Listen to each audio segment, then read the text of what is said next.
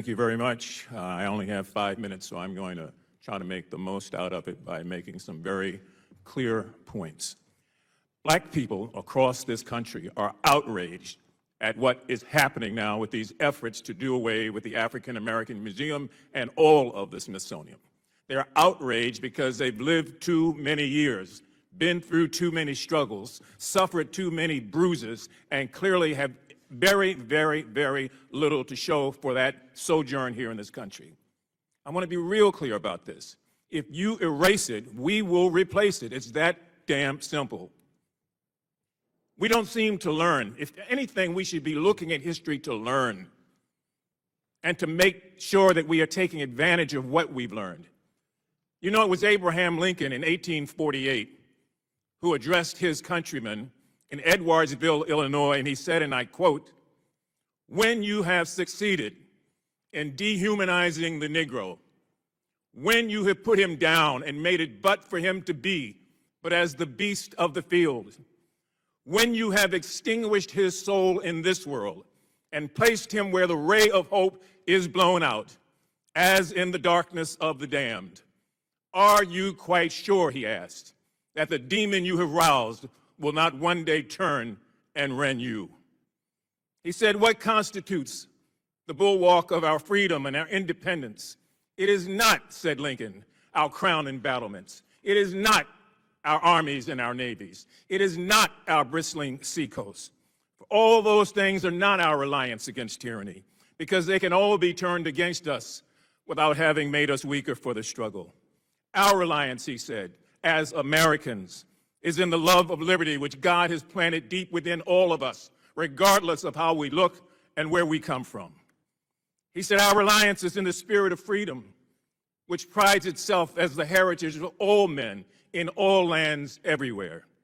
And then he admonished, destroy that spirit, and you would have planted the seeds of despotism at your own doorstep. Ignore, he said, the chains of human bondage, and you prepare one day for your own limbs to wear them. Accustom, he said, to trample on the rights of other people, and you would have lost the creative genius of your own American independence, and as such, would become the fit subjects of the first cunning tyrant who rises among you.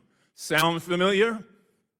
History taught us and still teaches us that we can't keep making the same mistakes.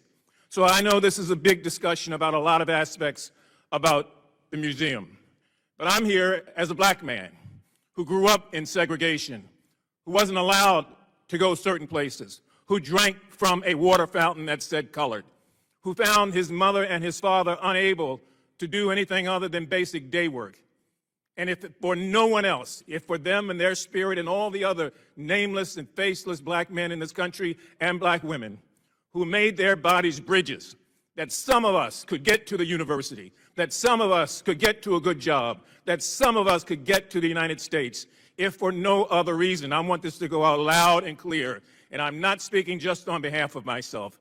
I know that I speak on behalf of so many people who are not here today. We will not let you destroy that museum.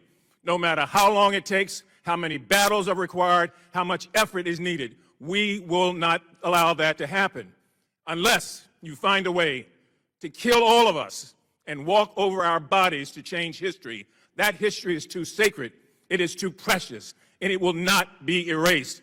Because, as I said, if you attempt to erase it, we will continue to replace it over and over and over again.